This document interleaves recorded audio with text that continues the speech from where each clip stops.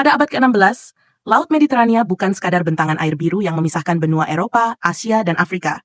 Laut ini adalah urat nadi perdagangan dunia. Setiap hari, ratusan kapal berlayar di jalur yang menghubungkan timur dan barat. Dari timur, kapal-kapal membawa rempah dari Nusantara, sutra dari Tiongkok, dan permata dari India masuk melalui Laut Merah, lalu diteruskan lewat Mesir menuju Mediterania. Dari barat, kapal Spanyol dan Portugis membawa emas dan perak dari dunia baru. Semua bertemu di laut ini, menjadikannya pusat lalu lintas perdagangan global.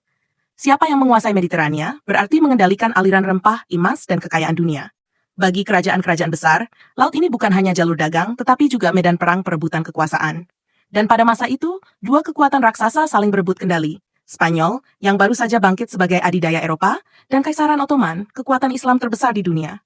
Setelah menaklukkan Granada pada akhir abad ke-15, Spanyol tumbuh menjadi kerajaan Kristen terkuat di Eropa. Armada mereka mendominasi Mediterania Barat, sementara mereka juga sibuk berlayar ke dunia baru. Namun di timur, berdiri kekuatan lain yang tak kalah ambisius, Kekaisaran Ottoman. Dengan pusat di Istanbul, Ottoman menguasai jalur perdagangan utama, dari Laut Hitam hingga ke Mesir. Bagi kedua kekuatan ini, menguasai Laut Mediterania berarti mengendalikan denyut nadi perdagangan dunia. Di tengah perebutan itu, muncullah sosok yang namanya masih menggema hingga hari ini, Barbarossa Khaireddin. Awalnya, ia hanya seorang bajak laut bersama saudaranya Oruch yang beroperasi di Laut Mediterania menyerang kapal-kapal dagang Eropa.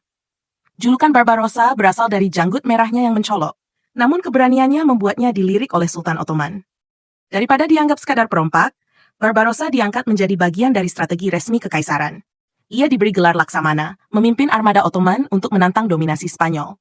Salah satu momen paling mengguncang terjadi ketika Barbarossa memimpin armada besar menyerbu sebuah kota pesisir Spanyol. Dengan layar merah berkibar dan deru meriam mengguncang udara, kapal-kapal Ottoman mendekat.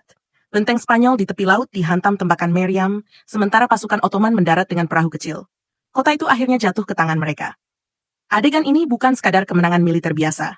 Ia adalah simbol bahwa Spanyol, sang penguasa laut, bisa dikalahkan di rumahnya sendiri. Serangan ini melemahkan genggaman Spanyol atas Mediterania Barat dan membuka jalan bagi Ottoman untuk memperluas pengaruhnya hingga Afrika Utara. Kemenangan Barbarossa di kota pesisir itu memberi pesan jelas. Ottoman bukan hanya kekuatan darat, tetapi juga kekuatan laut yang menakutkan. Para pedagang mulai merasa lebih aman di bawah perlindungan Ottoman, sementara armada Spanyol harus bekerja lebih keras menjaga wilayah mereka. Dari seorang bajak laut yang ditakuti, Barbarossa kini dianggap sebagai pahlawan oleh rakyat Muslim dan sekutunya. Ia membuktikan bahwa keahliannya di laut bisa mengubah peta politik dunia. Pertempuran itu hanyalah awal. Di tahun-tahun berikutnya, Barbarossa memimpin serangkaian ekspedisi yang mengukuhkan dominasi Ottoman di Laut Mediterania. Puncaknya terjadi dalam pertempuran Preveza tahun 1538, ketika armada gabungan Spanyol, Venesia, dan negara-negara Kristen lainnya dihancurkan oleh taktik jenius Barbarossa. Sejak saat itu, hampir seabad penuh, Laut Mediterania berada di bawah kendali Ottoman. Bayangkan, seorang bajak laut yang dulunya dianggap penjahat laut, justru diangkat menjadi Laksamana Agung, dan bahkan menjadi legenda yang mengubah sejarah Eropa dan Timur Tengah. Tapi kisah Barbarossa tidak berhenti di sini. Bagaimana ia bisa mengalahkan aliansi besar Eropa? Apa rahasia taktik laut yang digunakannya? Semua itu akan kita bahas di bagian berikutnya.